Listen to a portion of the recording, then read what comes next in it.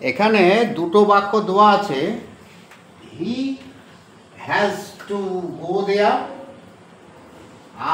আর একটা হচ্ছে he is to go দেয়ার। অর্থাৎ এক নম্বর বাক্যে আছে হি ইজ টু গো দেয়ার, আর একটা আছে হি হ্যাজ টু গো দেয়ার। অর্থাৎ তাকে ওখানে যেতে হবে, এটাও বলছে আবার তাকে ওখানে যেতে হবে। এবার দেখা গেল যে যেখানে এটা প্রয়োগ করা দরকার সেখানে আমরা এটা প্রয়োগ করে দিলাম, তাহলে কিন্তু তার গুরুত্ব পাবে না সেভাবে। আবার যেখানে এটা প্রয়োগ করা দরকার সেখানে আমি এটা প্রয়োগ করলাম, তার কিন্তু ভাষান্তর হয়ে যাবে, অর্থাৎ তার গুরুত্ব সেইভাবেই দাঁড়িয়ে যাবে এবং ঠিক প্রয়োগ করা হবে না। হি ইজ টু গো দেয়ার অর্থাৎ তাকে যেতে হবে। ধরে নাও তোমার মায়ের যাওয়ার কথা, কিন্তু কর্মক্ষেত্র থেকে ফিরে আসতে আসতে দেরি হওয়ায় তোমার বোন বা তুমি আছো, সেই ক্ষেত্রে উপায় না দেখে হয়তো তোমার বাবা বললো তুই আছিস তুই যা, তাহলে কি হচ্ছে তখন এই বাক্যটা আমরা প্রয়োগ করতে পারি হি ইজ টু গো দেয়ার, অর্থাৎ আর উপায় নাই তাহলে তুই যা।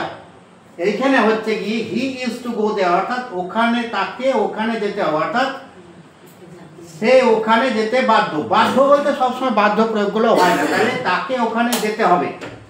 আবার দেখো হি হ্যাজ টু গো দেয়ার, এটারও মানে তাকে ওখানে যেতে হবে। এবার যখন তোমার বাবা কোনো জায়গায় যাবে, ধরো কোনো সমস্যার সমাধান করতে, তাহলে সেখানে কিন্তু সে একটা প্রতিনিধি হিসাবেই, সমস্যা সমাধানের প্রতিনিধি হিসাবে সে সেখানে যাচ্ছে, সেই ক্ষেত্রে তার গুরুত্বটা বৃদ্ধি পায়। অর্থাৎ এইখানে কিন্তু হি হ্যাজ টু গো দেয়ার অর্থাৎ তাকে ওখানে যেতে হবে কি করতে, সমস্যা সমাধান রূপে, অর্থাৎ তাকে নির্বাচন করা হয়েছে যে এই সমস্যা সমাধান সেই মেটাবে। অর্থাৎ সে একটা কোনো কিছু হিসাবে যখন যাচ্ছে তখন বাক্যটা হবে হি হ্যাজ টু গো দেয়ার।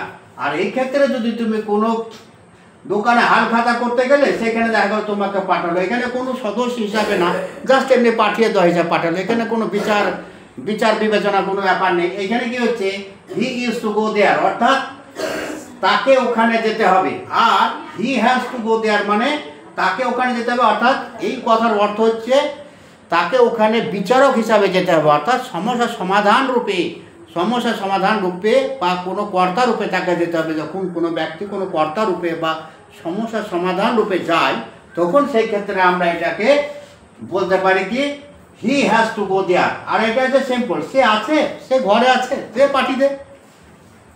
এরকম বলি না যে তোর মা নয় তো কি হয়েছে, তুই তো আছিস পাঠিয়ে দে।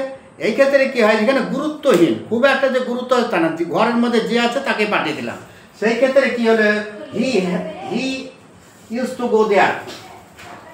এখানে হি বা সি ধরে নাও, আমি প্রথমে সি বলেছিলাম, হি বা সি ইজ টু গো দেয়ার, আর এখানে বলেছি হি হ্যাজ টু গো দেয়ার অর্থাৎ এখানে একটা তাকে ওখানে যেতে হবে। এই দুটোর পার্থক্য, এটার মানে ওখানে বসালে হবে না, এটার মানে এখানে বসালে হবে না, যার মানে লাগবে যেখানে সেখানেই বসাতে হবে, নাহলে কিন্তু ইংরেজি গুরুত্ব থাকবে না।